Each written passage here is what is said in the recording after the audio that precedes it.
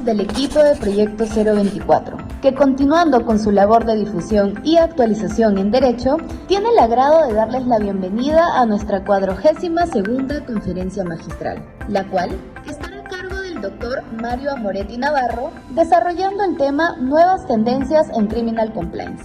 El Dr. Mario Amoretti Navarro es abogado por la Universidad de Lima, magíster y doctorado en Derecho por la Universidad Mayor de San Marcos. Además, es doctor en Derecho por la Ludwig-Maximilians Universität de München, es bachiller y magíster en Filosofía por la Universidad de Múnich, cuenta con International Compliance Officer en Múnich, Alemania, además de ser conferencista en temas de Derecho Penal Económico y Compliance. Asimismo, es traductor del Tratado de Derecho Procesal Penal de los profesores Klaus Roxin y Bernd Schwemann. No nos queda más que dar nuestro más cordial agradecimiento al doctor Amoretti Navarro por acompañarnos el día de hoy con tan importante tema, Nuevas tendencias en Criminal Compliance. Reiteramos el agradecimiento de todo el equipo de Proyecto 024 y le cedemos el uso de la palabra. Muchas gracias. Muchas gracias. Quiero agradecer en primer lugar al profesor Luis Ichi por haberme cursado esta amable invitación y también por tener la generosidad de hacer una presentación eh, tan amable, tan cariñosa respecto a mi persona. Para mí es un gusto estar conectado con todos ustedes, a pesar de la hora, que como bien se ha mencionado, hay 7 horas de diferencia, o sea, son la 1:13 en Múnich, Alemania, pero me permite tener contacto con mi país que tanto extraño y en particular haciendo algo que tanto me gusta, que es derecho penal y compliance, o por concretizarlo, criminal compliance. Tengo una agenda bastante difícil de afrontar porque las tendencias en criminal compliance son muchas, muy dinámicas y habría mucho que decir para el poco tiempo que tenemos para esta sesión. Voy a hacer, como dice un proverbio alemán, de la necesidad una virtud y presentar los puntos que tengo para la agenda de hoy de la manera más, en algunos casos, sucinta, en algunos casos con mayor profundidad y en caso tengan ustedes alguna duda al final de la sesión, con el mayor de los gustos, lo podemos conversar. Tengo un PowerPoint que quisiera compartir con ustedes. Creo que tengo pase para hacerlo, así que voy a intentarlo. Vamos a ver.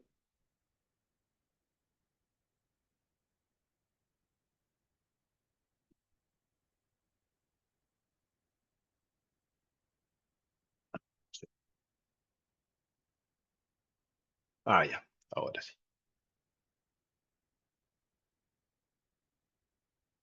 Un segundo. Ah,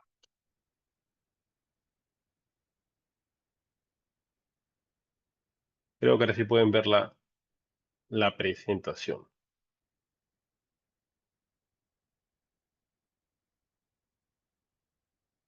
En este momento se está apreciando el fondo de la pantalla en sí, del escritorio.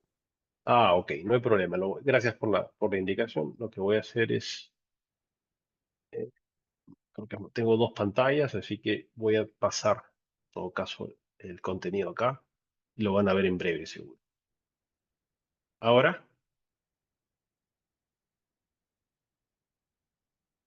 Sí, ahora ya se está apreciando la diapositiva. ya, perfecto, perfecto. Eh, Así que espero que el PowerPoint ayude a presentar las ideas de manera más dinámica y también que tengan ustedes la posibilidad, en caso lo crean necesario, de hacer algunos apuntes. Igual puedo compartir la presentación con el mayor de los gustos, con Proyecto Cero, y se las puede hacer llegar a ustedes en en los próximos días o semanas. Yo he preparado ahora una agenda en la cual tengo pensado en primer lugar hacer una introducción sobre el tema, luego definir el concepto de criminal compliance, que en mi opinión está lamentablemente comprendido de manera muy sesgada o no de manera completa.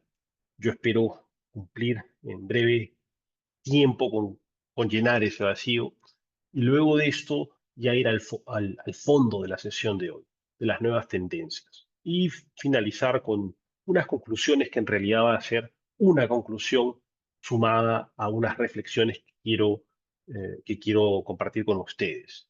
Para esto también quiero referirles, aunque se ha presentado de manera bastante completa, quiero referirles que en mi caso yo me he desarrollado en el tema de criminal compliance de manera muy, yo diría, muy profunda y de dos partes. La primera porque fue el tema de mi tesis doctoral que sustenté en Alemania en el año 2022 de manera oral y la presenté de manera escrita a inicios del año 2021.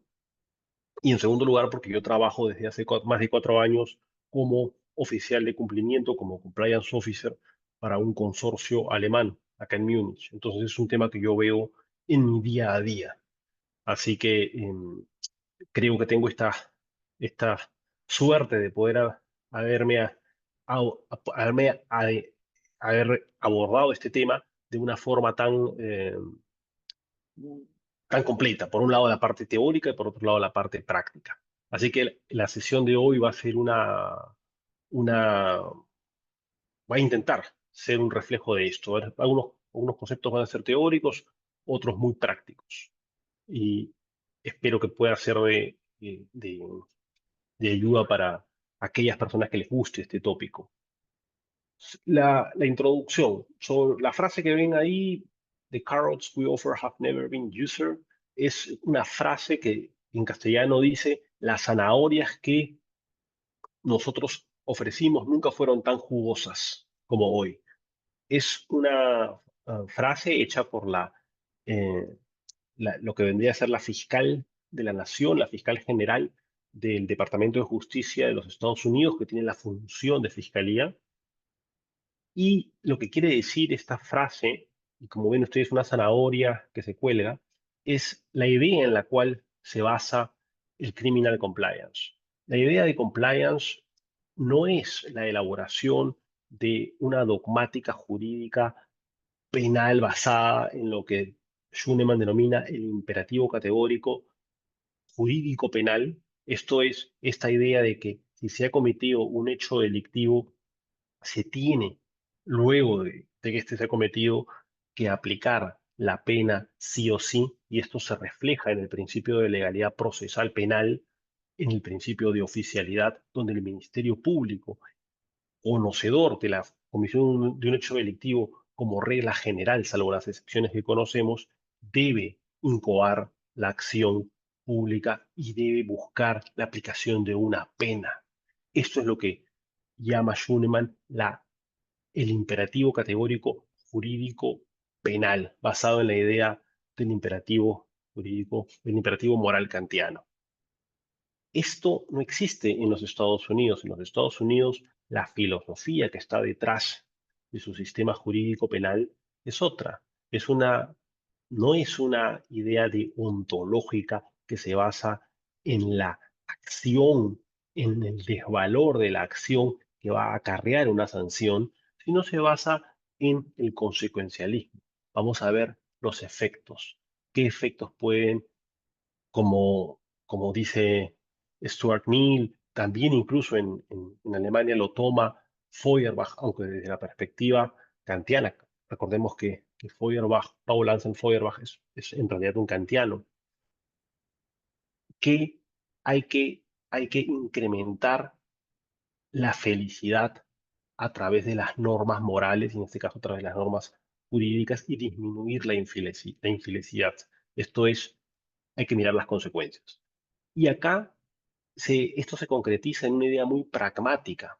Si la empresa, que es el destinatario en principio del criminal compliance, la criminalidad empresarial, si ustedes se portan bien conmigo, si implementan un programa de cumplimiento, si tienen un compliance officer, un oficial de cumplimiento, si son transparentes, imponen una línea de denuncia, la implementan bien, bueno, yo les voy a aplicar una pena muy benigna, voy a reducirles la pena o incluso los voy a exonerar de sanción penal. Y si ustedes no me hacen caso, lo que voy a hacer, ya no les doy la zanahoria, sino les saco un palo y los golpeo muy duramente. Esto se refleja en los llamados acuerdos del proceso en la justicia penal negociada, muy arraigada en la costumbre jurídico-penal norteamericana, en el proceso penal norteamericano, donde al menos un 75% de los casos ni siquiera son objeto de proceso, sino llegan a un acuerdo a nivel de fiscalía. Incluso las sentencias son muy escasas porque se aplica el plea bargain. Esta idea que es para el proceso penal alemán extraña, a pesar que se ha venido aplicando en los últimos años y también en nuestro país, en el Perú, es una idea intrínseca al criminal compliance. Esta vertiente procesal es algo que a veces pasa desapercibido. Pero esta idea pragmática de pórtate bien, te doy tu zanahoria, portas mal, en sentido evidentemente de implementar un programa de cumplimiento, no lo haces, te doy con el palo. Ahora, ¿qué significa criminal compliance fuera de esta introducción respecto a su fundamento filosófico basado en el pragmatismo jurídico americano? En principio, de manera general, lo que quiere decir criminal compliance es básicamente estar en conformidad, actuar conforme a las disposiciones, en principio legales, que existen en un ordenamiento jurídico. Pero esto en realidad nos dice muy poco a nosotros. Es una verdad, como podría decirse, de perogrullo, porque toda ley que se dicta tiene un precepto que está destinado a ser cumplido y de no cumplirse va a existir una determinada sanción. Esto es natural al mismo concepto de ley. Por eso, para poder entender el concepto de compliance y qué queremos decir con conformidad legal, lo que tenemos que hacer es atender al carácter pluridimensional del concepto de compliance. Y en primer lugar vemos que se trata de un concepto organizativo, un concepto organizacional. Con esto lo que se quiere decir es que el concepto de compliance se concretiza en determinadas medidas organizativas que implementa una empresa para conseguir este estado de conformidad con la ley. Las medidas, voy a hacer referencia ahora a algunas en las nuevas tendencias, pueden ir desde implementar una línea de denuncia, desde implementar a investigaciones internas en colaboración con estudios jurídicos externos, desde implementar la figura de un oficial de cumplimiento dentro de su estructura, implementar un programa de due diligence a socios empresariales, también un departamento de investigaciones interna que puede ser llevado a cabo por el mismo departamento de compliance o llevado a cabo por otro departamento independiente que se podría denominar departamento de auditoría como tal. Las murallas chinas, en fin, entre diversos tipos de medidas que pueden existir dentro de una empresa para prevenir la comisión de hechos delictivos. Estas medidas es lo que hace el concepto de compliance en la práctica, ser un concepto organizacional. Pero no es un concepto organizacional cualquiera, sino que tiene dos características a su vez. Por un lado, estas medidas organizativas que he referido responden a un carácter de internacionalidad. Con esto lo que quiero decir es que los programas de cumplimiento están basados no en su sentido amplio, evidentemente, no en una legislación nacional concreta, sino a lo que responde son a diversos estándares que son la respuesta de ordenamientos jurídicos relevantes. Con esto me refiero, por ejemplo, a la llamada FCPA o la Ley de Prácticas la ley para sancionar prácticas corruptas en el extranjero de los Estados Unidos, o a la UK Bravery Act, a la ley anticorrupción del Reino Unido, a los, a las directivas del Departamento de Justicia de los Estados Unidos. Este tipo de normas que se dictan en jurisdicciones externas, pero que tienen por su propia estructura relevancia, y la tienen porque la misma legislación norteamericana, por ejemplo, esta norma que he referido, la FCPA, la ley para sancionar las prácticas corruptas en el extranjero, tiene una aplicación extraterritorial.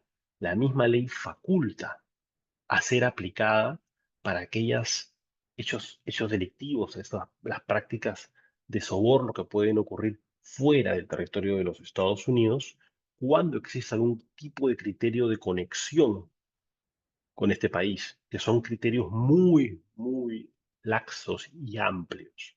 Por ejemplo, tener una filial en ese país, tener operaciones en dicho país.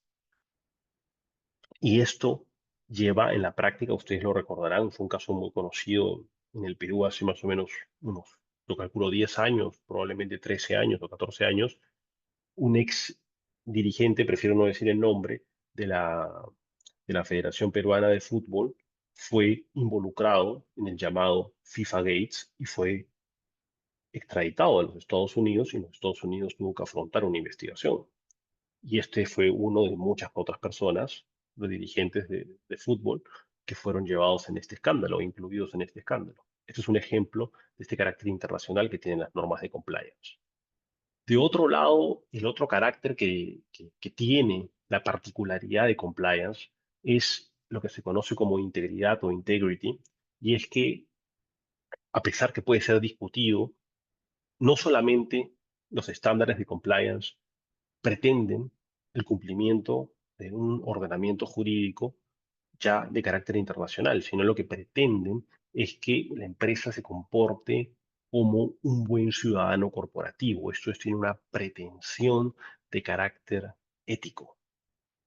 Y en la práctica, si uno revisa las directivas emitidas por empresas como Siemens o BMW o Mercedes-Benz, en fin, ustedes van a ver que dentro de sus directivas tienen la pretensión de comportarse como ciudadanos corporativamente éticos y al mismo tiempo sancionar cualquier tipo de conducta que pueda estar reñida con, con, con la eticidad. Por ejemplo, ahora que estamos en un conflicto entre Palestina e Israel, algún tipo de comentario de un lado o del otro podría ser interpretado como una falta ética.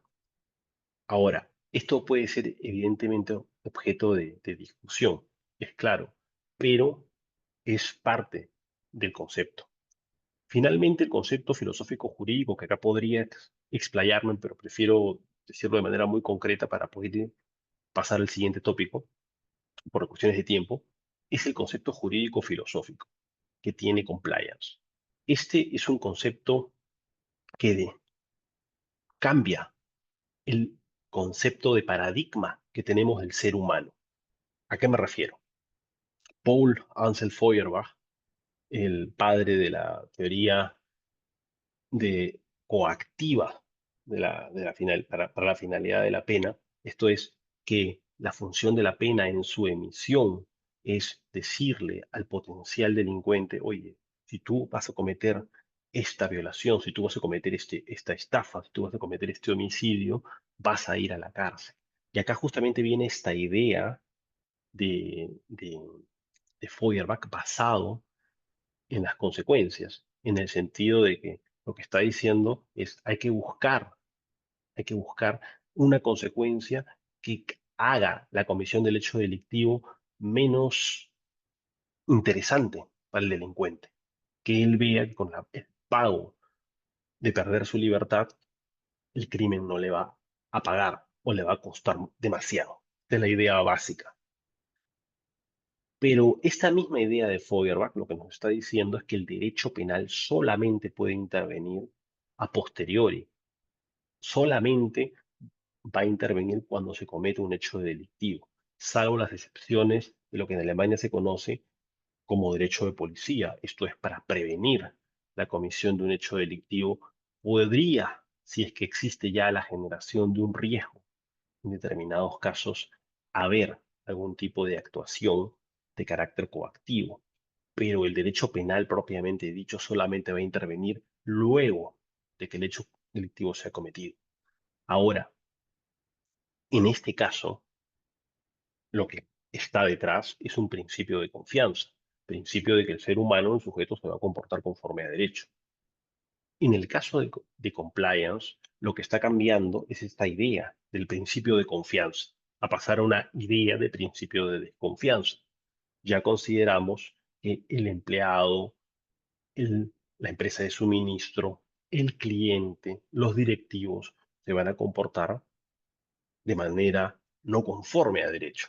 Por eso se impone de manera paralela al aparato de persecución, de prevención del delito del Estado, esto es a la policía, a la fiscalía, se impone un sistema dentro de la empresa, que es un sistema de control, un sistema de vigilancia. Hay una, un ejemplo, lo digo para terminar la idea, interesante que yo expongo en mi trabajo doctoral, y es la comparación del metro de Berlín con el metro de Nueva York. Si uno está en Nueva York y quiere entrar al metro, hay unas puertas de metal que a uno no lo dejan pasar, salvo que uno ingrese el ticket. En cambio, en el metro de Berlín o de Múnich, en Alemania en general, no existe control alguno. Uno entra al metro incluso sin haber pagado. Ahora, hay controles cada cierto tiempo en los cuales si uno no tiene el boleto, a uno lo van a multar.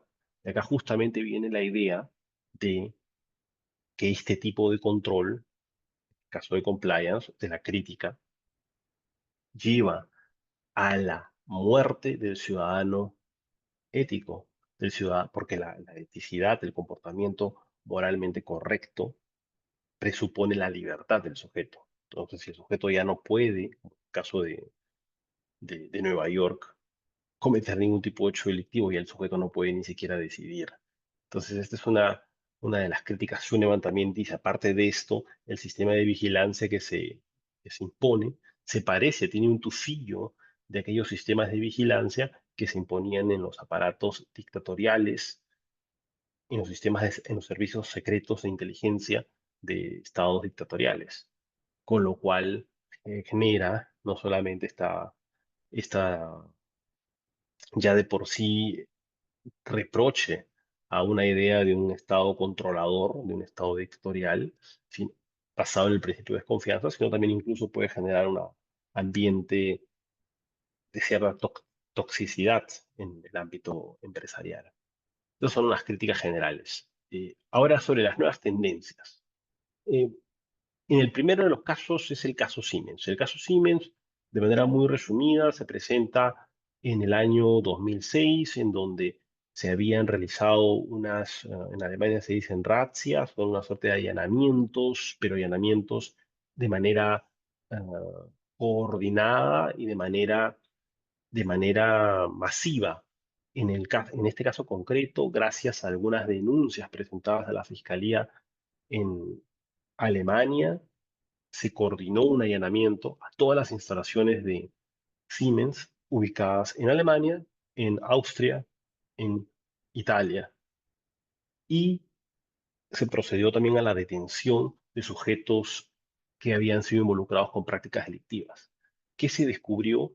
Las llamadas cajas negras. Esto es que Siemens había ganado licitaciones en diversas partes del mundo pagando dinero negro que venía de empresas offshore que no ingresaban evidentemente a la caja oficial de Siemens, pero que eran parte de un sistema paralelo que era para pagar a través de terceras partes, esto es, por ejemplo, agentes de ventas que fingían estar prestando un servicio a la empresa de marketing, de ventas de sus productos, pero que en realidad lo que hacían era pagarles una coima a los funcionarios públicos encargados de dar la buena prueba en las licitaciones públicas.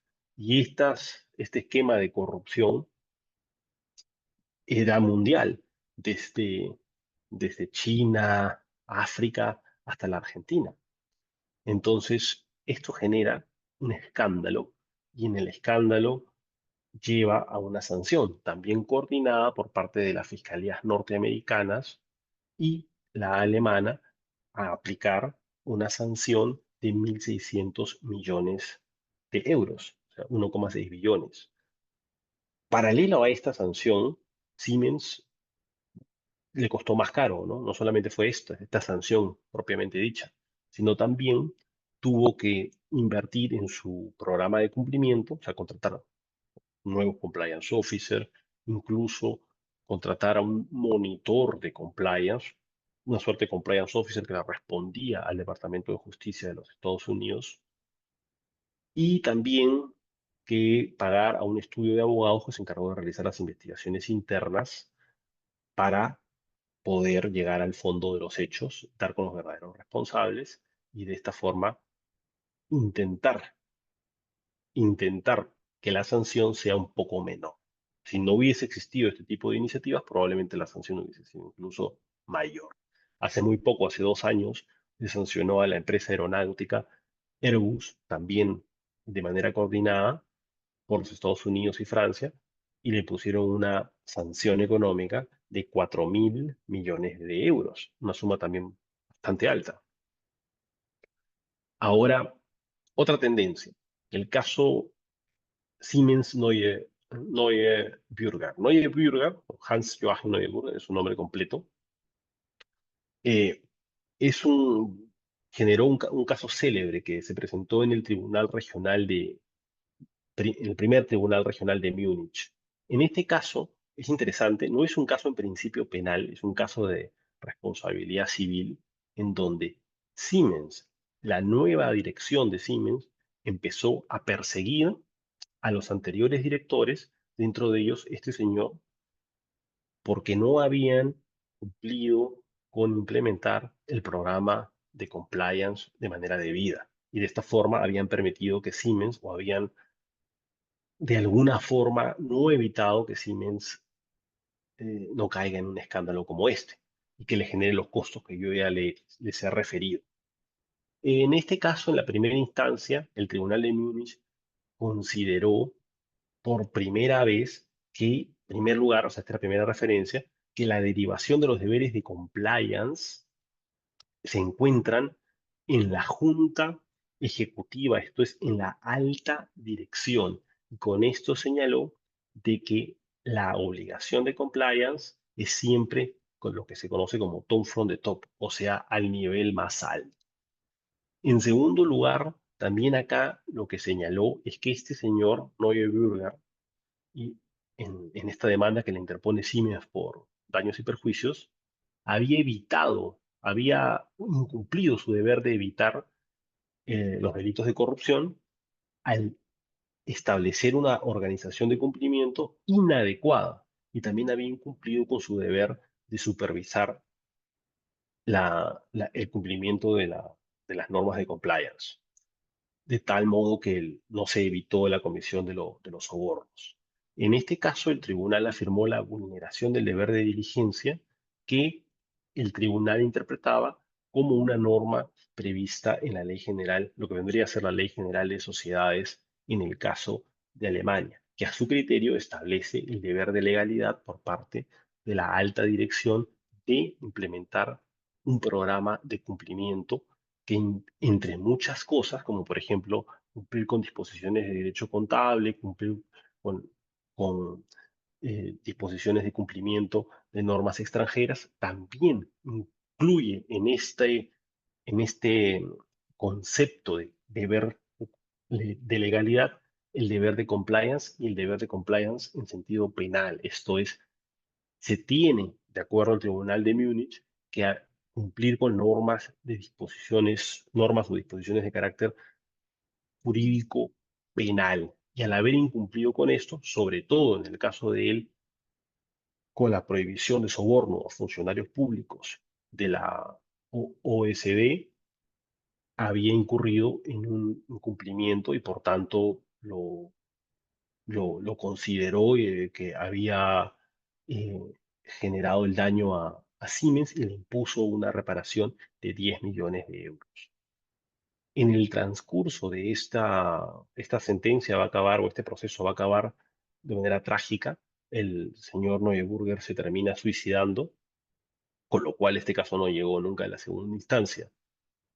Ahora, también acá se implementó lo que se conoce como una excepción al Ressortprinzip alemán. El Ressortprinzip alemán lo que establece es que en principio, en una empresa, un principio de derecho corporativo alemán, el jefe de un determinado departamento tiene autonomía respecto a su ámbito de competencia. ¿A qué me refiero con esto? Por ejemplo, el CEO, el presidente de directorio, a pesar de ser la persona más importante en la empresa, de acuerdo a este razón principio, no puede ir al CFO, esto es, al encargado de finanzas, al jefe de finanzas, y decirle, oye, tú deberías administrar o adoptar tal o cual decisión respecto al ámbito de finanzas, porque lo que le va a decir es, razón principio, yo decido en este ámbito de competencia. Tú serás mi jefe, pero tú no me puedes decir lo que yo tengo que hacer en mi ámbito de mi competencia, en mi resort. En el caso de compliance, de acuerdo a esta decisión, se rompe este criterio del resort principio. Se establece de que el compliance le involucra directamente a la alta dirección y la alta dirección sí tiene injerencia en este ámbito. Por lo tanto, se centraliza la función de compliance y se establece en la dirección más alta. Esto es pero el resumen sería compliance stop from the top y esta sentencia lo establece. Ahora, otra nueva tendencia que se ve es en el caso que se conoce como el caso de asunto, se podría llamar el caso de limpieza de Berlín. Se trata de un caso en el cual el Tribunal Supremo alemán falló a manera de obiter dictum, esto es, no en cuanto al asunto en sí, que ahora lo voy a decir de manera sucinta, que de manera adyacente, o sea, no necesariamente en cuanto al fondo del asunto, sino de manera prácticamente como invitando a la dogmática a discutir sobre esto, señala de que el compliance officer, por su propia función, por su propia razón de ser, tiene una posición de garante de evitar la comisión de hechos delictivos, evidentemente hechos delictivos, estamos refiriéndonos a la comisión por omisión, tanto al interior de la empresa. Piensen ustedes en un fraude en la administración de personas jurídicas, como desde la empresa hacia afuera. Pensen ustedes en un delito de estafa. Y acá voy a hacerles la referencia a este caso. El caso de fondo. El caso de fondo no se trataba de un oficial de cumplimiento, sino se trataba de un jefe de departamento jurídico que también había tomado las funciones de jefe de auditoría interna en una empresa de limpieza de calles en Berlín, que era una empresa o es una empresa de carácter público. Y lo que había ocurrido con este señor es que él había detectado al momento de hacer una auditoría que había existido un error de cálculo en la tarifa que se había impuesto a los contribuyentes, a los vecinos de Berlín, al momento de realizarles la limpieza. Y que este error de cálculo que se había cometido les había representado que ellos paguen un 75% más de aquello que deberían haber pagado. Y este error de fijación fue cometido no por él, sino fue por otro acusado, pero Y acá viene el caso. El, este señor que estaba siendo acusado, este jefe de auditoría, se solidariza, dice el Tribunal Supremo alemán, se solidariza de manera incorrecta con él y no lo denuncia, no informa ni siquiera a sus superiores. Y en ese sentido, de acuerdo al Tribunal de Primera Instancia, y lo confirma el Tribunal Supremo alemán, al no informar, al no decir que tenía que rectificarse y se vuelve a cobrarle la tarifa en exceso a los contribuyentes, incurre en el delito de estafa en complicidad. Este caso, sumado a la posición al obiter dictum, donde señala la posición de garante de manera categórica, lleva a que en Alemania se genere una discusión respecto a la posición de garante del oficial de cumplimiento. Y se establecen distintas posiciones en la literatura. Acá no puedo ir en cada uno de los detalles, pero se empieza a discutir si existía una posición de protección original o una posición de protección derivada o existía una posición en realidad de vigilancia de carácter original o similar a la posición de garante del empresario o una posición de garante derivada. Y en este caso, incluso había algunas personas que sostenían que el compliance officer no tenía ninguna posición de garante. Básicamente la discusión entraba en dos ámbitos. Por un lado se decía, bueno, no, el, el, el compliance officer, el oficial de cumplimiento, está bien, puede preguntar información, puede recibir cierta documentación respecto a hechos delictivos que pueden ocurrir, pero él no tiene poder de mando y en tal sentido no podría asumir posición de garante. Incluso algunos sostienen también, dicen, bueno, en todo caso, tal vez podría tener una posición de garante, pero solamente en beneficio de la empresa, lo que sí limitaría su posición de garante a aquellos delitos que se cometan contra la empresa. Esto es hacia adentro, pero hacia afuera, en beneficio de terceros, no, porque no es policía. O sea, no está él para proteger a la colectividad, para eso existe otro tipo de instituciones, pero no el, el compliance officer. Ahora, podría ir a cada uno de los detalles en la discusión, pero por cuestiones de tiempo no va a ser posible. Solamente quiero hacer referencia a tres cosas. Lo primero es que como he referido, el deber de compliance se establece en la alta dirección. Y lo que hace la alta dirección es hacer una delegación.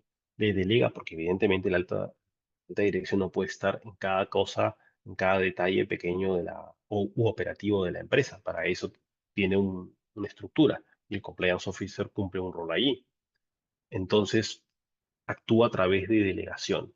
Ahora, el compliance officer, como parte de su contrato de trabajo, su obligación y su deber, tiene que informarse y tiene que evaluar los riesgos que se generan en una empresa, en materia evidentemente también de derecho penal, sobre todo en esto. Y esto le da a él una ventaja de información.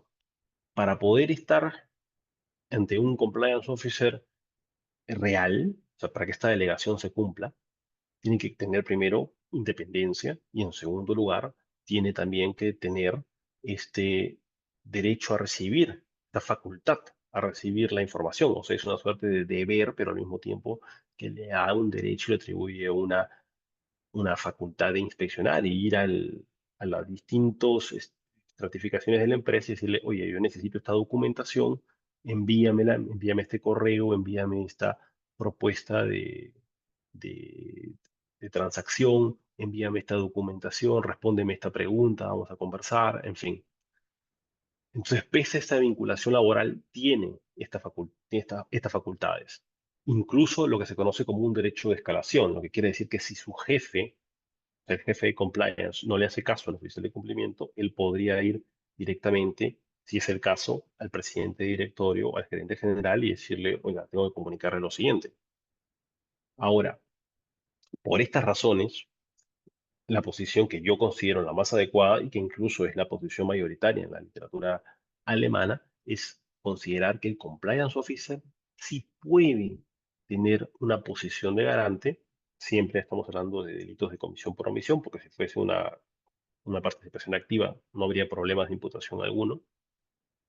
Y esto es una situación similar a la que se presenta en el caso de la responsabilidad penal del empresario, en el sentido de que lo que existe es una posición de garante de vigilancia derivada, donde la base es un dominio por información, porque si bien es cierto, el compliance officer no tiene facultades de mando, lo que el compliance officer sí tiene es un dominio por la información, o sea, él está en condiciones de tener un conocimiento de la potencialidad de la comisión de un hecho delictivo y de informar oportunamente a la dirección que sí tiene esta potestad de mando y puede llevar a evitar, gracias a la información que le da el compliance officer, la comisión del hecho delictivo.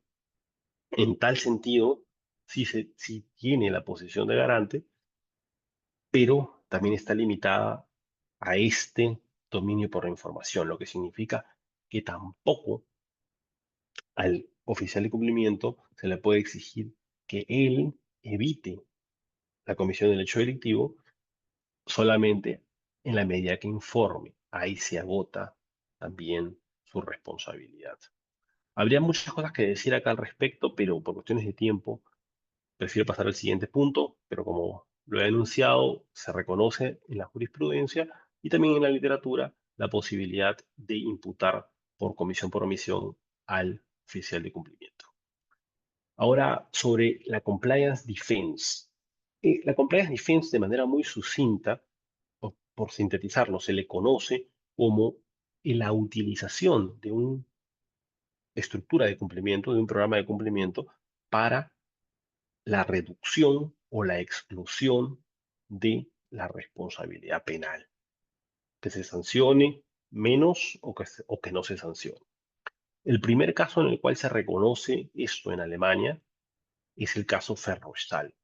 En este caso, se trata de un caso de corrupción, pero bueno, en fin, para sintetizarlo, solamente llegar a la decisión en lo que hace acá el Tribunal Regional de Múnich es considerar de que los esfuerzos que había realizado la empresa al momento de implementar su programa de cumplimiento iban a en materia económica, iban a reducirse a la sanción impuesta. O sea, le reducen prácticamente el 50%, o sea, 30 millones de euros en este caso, porque esto fue lo que la empresa invirtió en su programa de cumplimiento, en investigaciones internas, y se le reconoce por eso una reducción en el sentido de su sanción.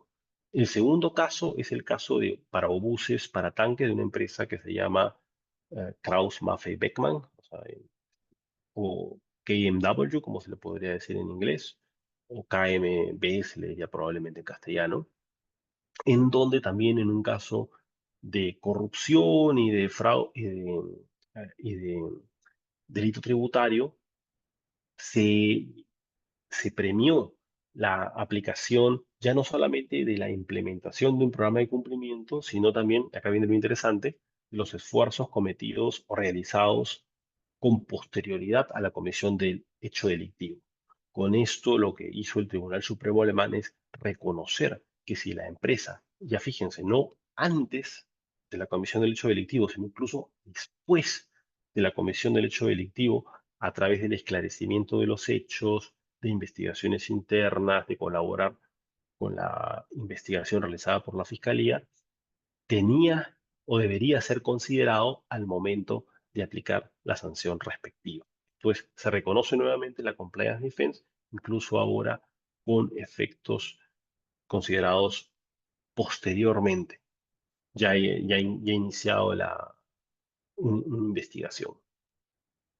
Ahora, interesante porque esto no siempre fue así. Existe esta denominada defensa y cumplimiento ha sido siempre muy controvertida.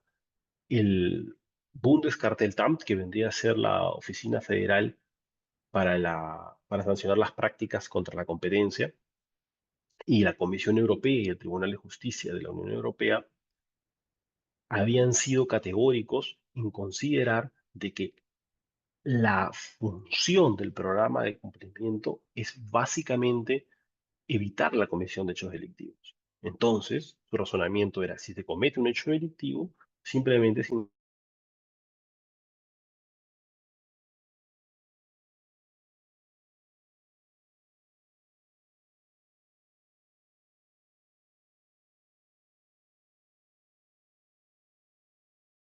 Doctor, disculpe, su audio, por favor, está apagado. Ah, ya, muchas gracias. Ahora sí me deben escuchar. Eh, ma- ma- para reiterar la idea acá brevemente, es que en el caso de la idea de el reconocimiento, la idea de compliance, no siempre fue algo aceptado pacíficamente. No se aceptó a nivel de la Comisión Europea, de la Oficina Federal para la lucha contra las prácticas contra la competencia, y tampoco por el Tribunal de Justicia de la Unión Europea. La respuesta fue siempre no. Solamente en la aplicación del programa de cumplimiento es un beneficio para ti, para que no cometas hechos delictivos, pero si los cometiste, bueno, lo siento, no te debemos beneficiar. Esto ha cambiado incluso, no solamente a nivel jurisprudencial, ya hice varias referencias, sino también porque se dictó la llamada Ley de Digitalización, es la 10ª enmienda a la Ley de la Competencia en el año 2021, y el legislador ya prácticamente le obligó, en el caso alemán, al, al- a la Oficina Federal, eh, en casos de competencia, a que sí, a que reconozca los esfuerzos de cumplimiento al momento de aplicar una sanción. Con lo cual se ha posicionado el reconocimiento a la, a lo que se conoce como compliance defense. Ahora, también como tendencias, existió hasta el año 2022 diversos proyectos para la aplicación de una ley de sanciones a las corporaciones, eh, con consideraciones en materia de compliance. Esto es que se reconozca la implementación de una línea de denuncia, requisitos mínimos de los programas de cumplimiento, también las investigaciones internas con cierta regulación en ámbito de proceso penal.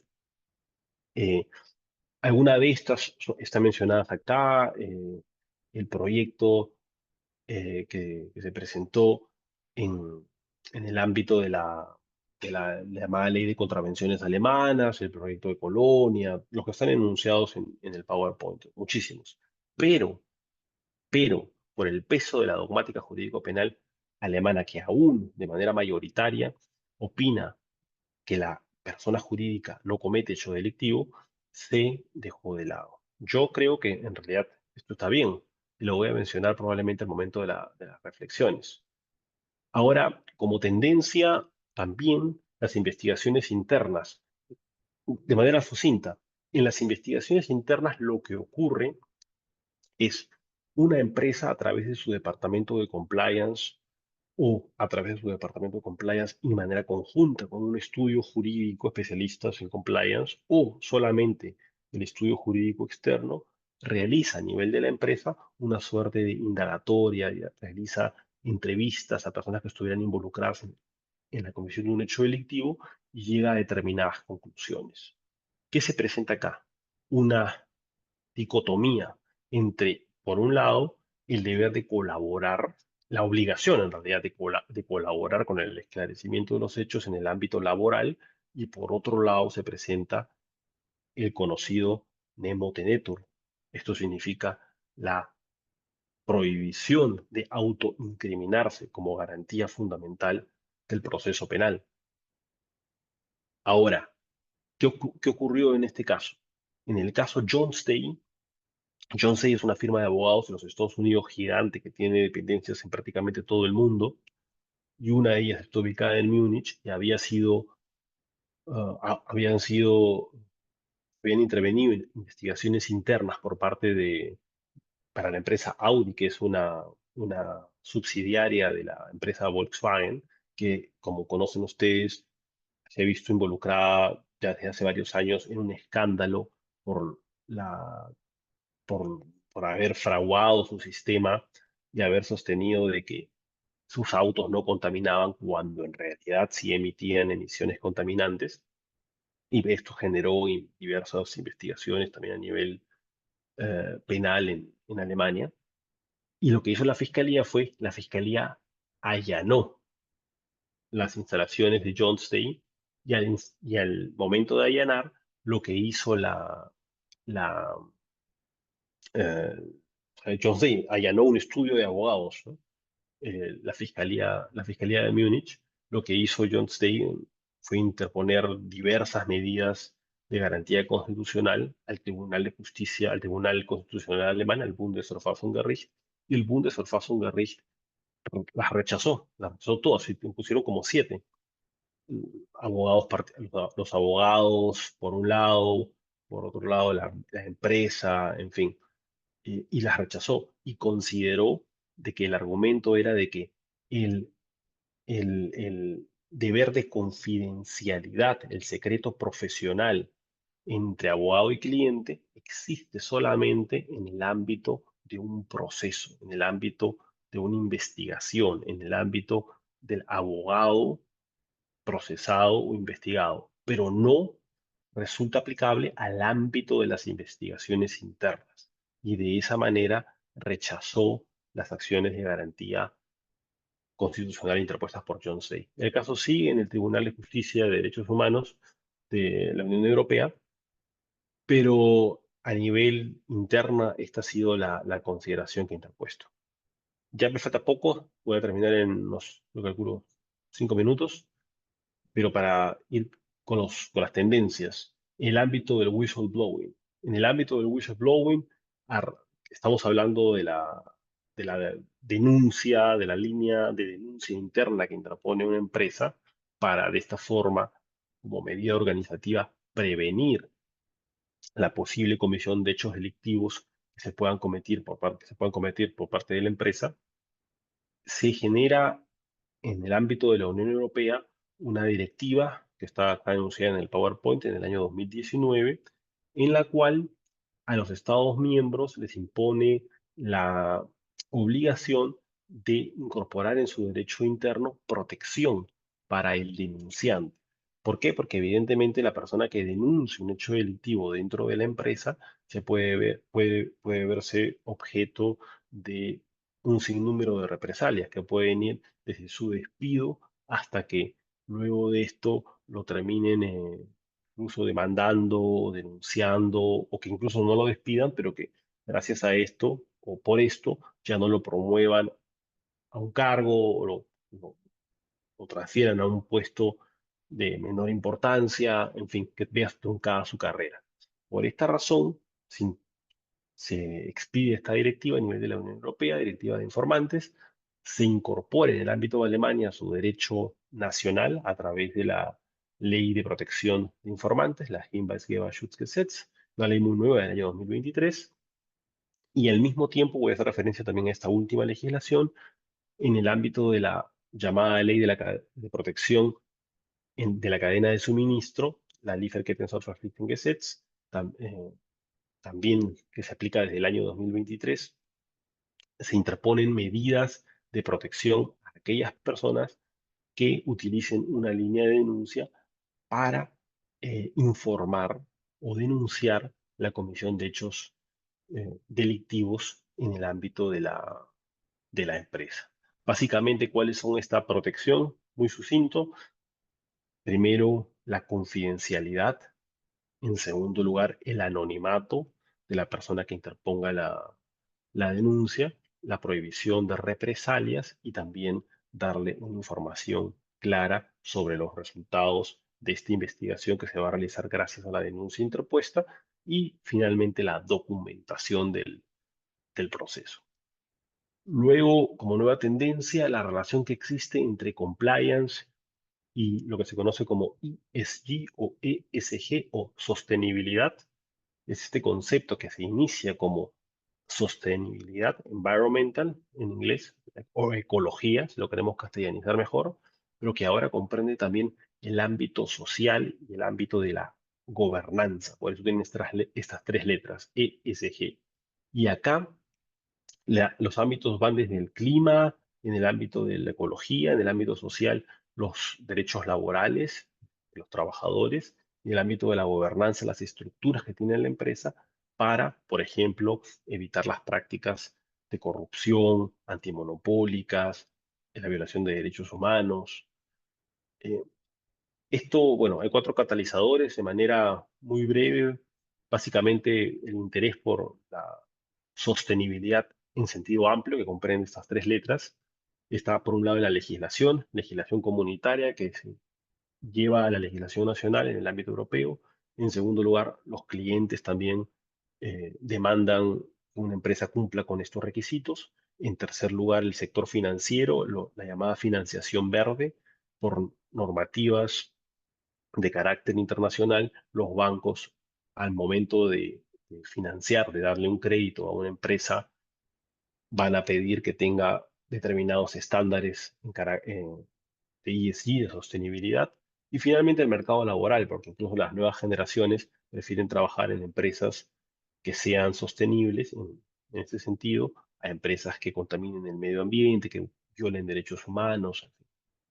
Estas son las normas que se han presentado en el ámbito de la Unión Europea y que establecen básicamente un deber, así como existe el deber de informar para este tipo de empresas grandes, básicamente, sobre sus estados financieros, también informar sobre lo no financiero, esto es, sobre los ámbitos de sostenibilidad, cuáles son los esfuerzos que han realizado, y esto se tiene que presentar anualmente, y también por ley va a tener que ser auditado, con lo cual se espera conseguir la veracidad de los informes que se emiten en lo no financiero, esto es en materia de sostenibilidad.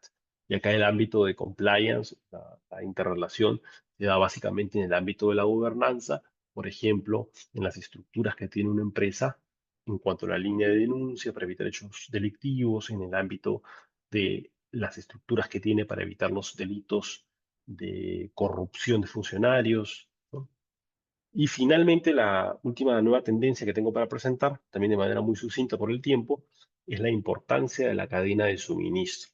También ligado en cierta forma a la sostenibilidad, en el sentido de que en el ámbito de la Unión Europea y en particular en Alemania, se ha dictado lo que se conoce como la Lieferkettensorgfaltspflichtengesetz o la ley de la debida diligencia en la cadena de suministro, en que no es una cuestión aislada, como pueden ver en el mapa.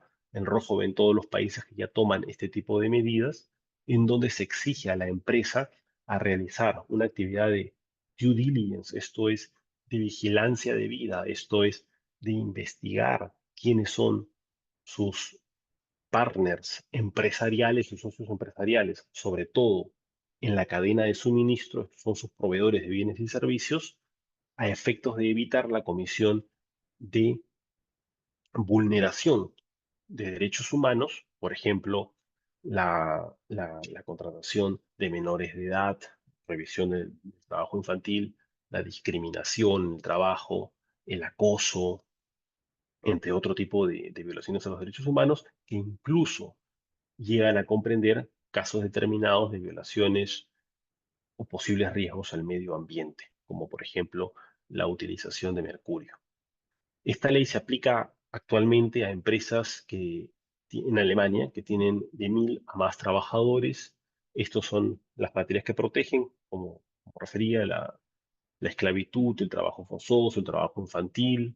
En el ámbito ambiental, eh, el, el uso de mercurio, la eliminación de residuos, y básicamente comprende todo lo que es la cadena de suministro, esto es, a la empresa en su ámbito propio, en segundo lugar, a sus proveedores directos, y incluso si es que existe una, un elemento sustancial de incumplimiento de normas en materia de derechos humanos o materia medioambiental, a sus proveedores mediatos, o sea, prácticamente toda la, lo que se conoce como cadena de valor.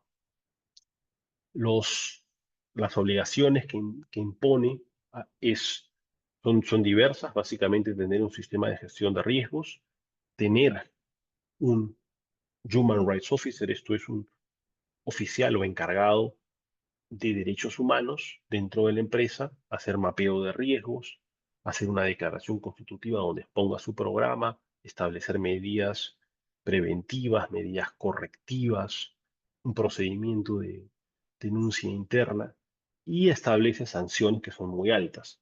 Las sanciones en el ámbito de los grupos empresariales pueden llegar hasta el 2% de la facturación anual del grupo y los grupos empresariales pues facturan en muchos casos más o de 2.000, 4.000 o mucho más millones de euros. O sea, estamos hablando de sumas bastante importantes para una empresa, además de la posible exclusión de la contratación pública en caso que se vean sancionadas, con lo cual significa que la empresa pierde la posibilidad de mantenerse en el mercado.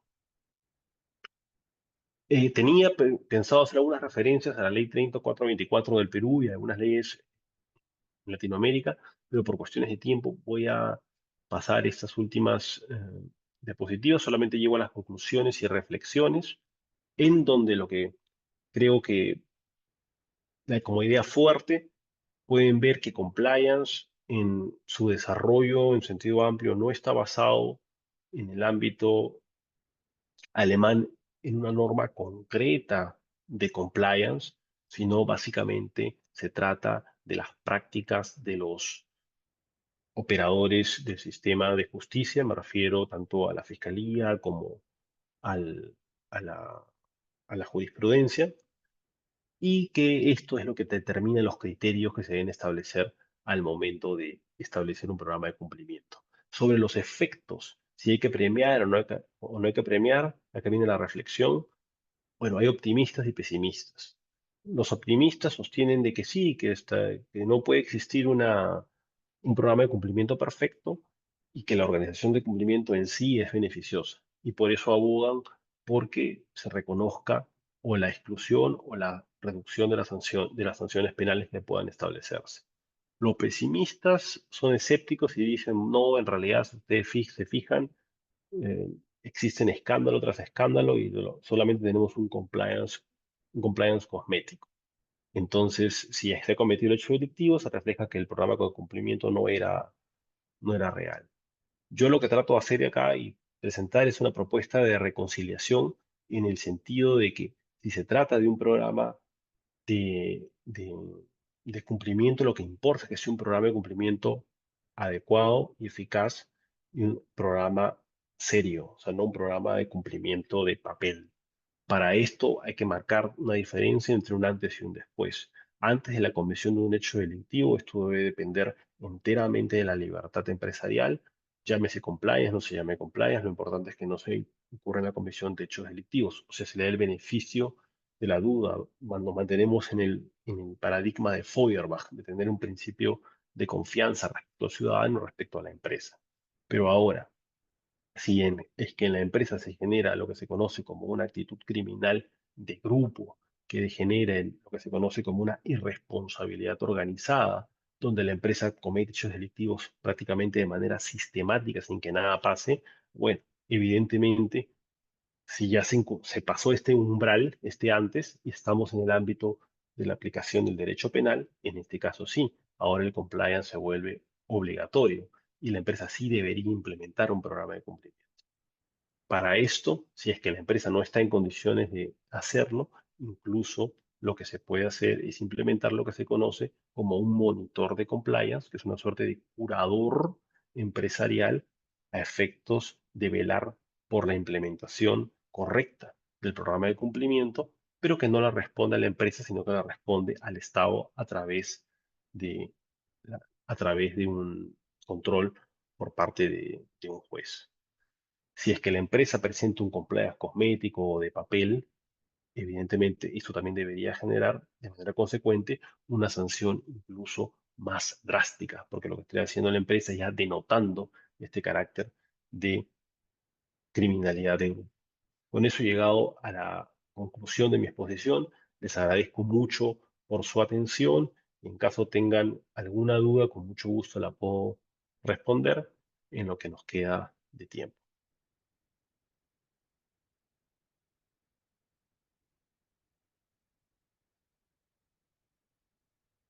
Muchas gracias, doctor, por la ponencia, por acompañarnos el día de hoy. De igual manera, queríamos agradecerle por parte de todo el equipo de Proyecto Cero por acompañarnos con la ponencia, como le comentaba, a pesar del horario, como mencionó el doctor Luis Ishi. Para finalizar y ya dejarlo descansar, queríamos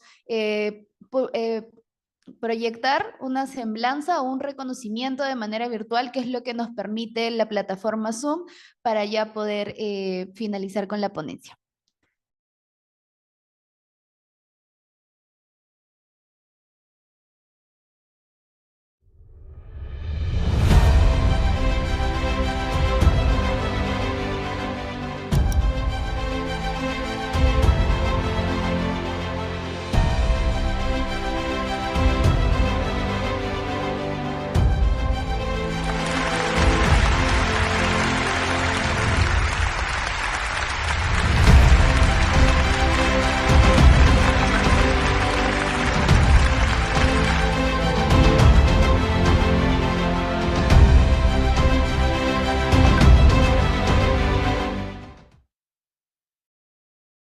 Nuevamente agradecerle, doctor. No sé si quisiera dar algunas palabras de cierre para ya proceder a finalizar con la conferencia.